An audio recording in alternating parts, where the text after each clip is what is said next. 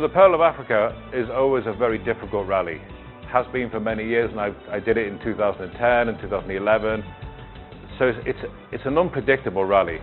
So really I'm here as a defensive driver. I'm not here as a fast driver. I'm here to try and finish the Pearl of Africa, and with those points I win the ARC. I'm not here to try and win the rally.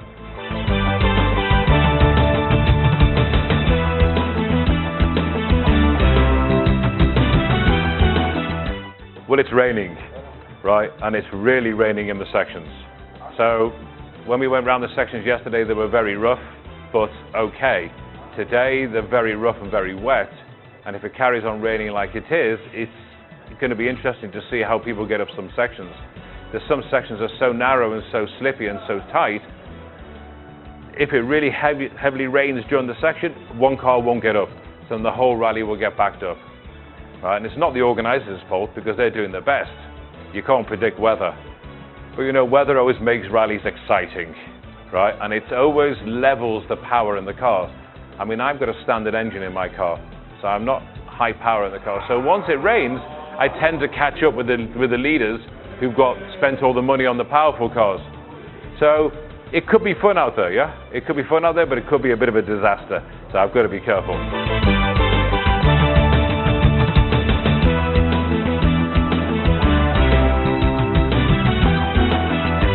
Obviously, motorsport in East Africa is buzzing. And if there's one thing that we should learn from it, is that the African Rally Championship, or the East African Rally Championship, should be based on here, right? It shouldn't be based on whether you can afford to go to Madagascar or whether you can afford to go to Ivory Coast. It should be based on making movement between East Africa. I mean, what is East Africa? I'd include Zambia in it, really. You know, but if you've got Zambia, Rwanda, Uganda, Kenya, Tanzania, those 5 countries, we could make a fantastic African Rally Championship, and we should push for that. It shouldn't be based down south or where else. And this cross-pollination of points, that if you go from Uganda into Rwanda, you score points and you can use them here, or maybe into Tanzania. You know, you don't always have to do your own championship. You can score points in another championship. Maybe that cross-pollination of points, like Uganda's tried, will be a good thing.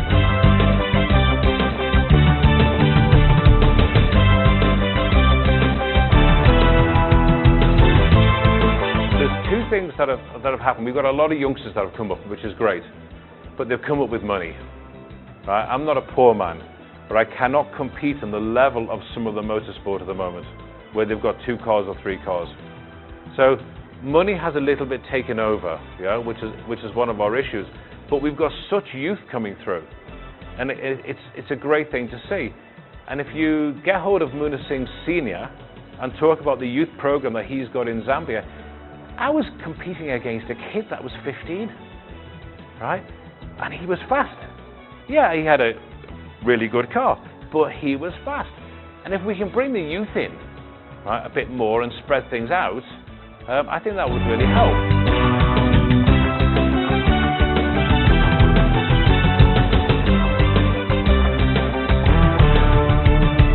My best memory in Uganda is when I went over a brow.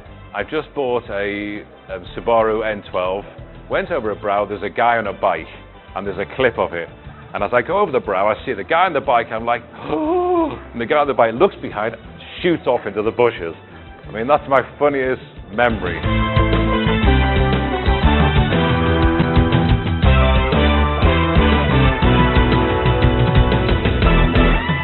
Uganda fans, you're the best fans in Africa, yeah? We love you everywhere you go, you support, but please, please don't block the road. Open the road for me, yes, because I'm blind, I don't know where I'm going. Thank you, Uganda fans.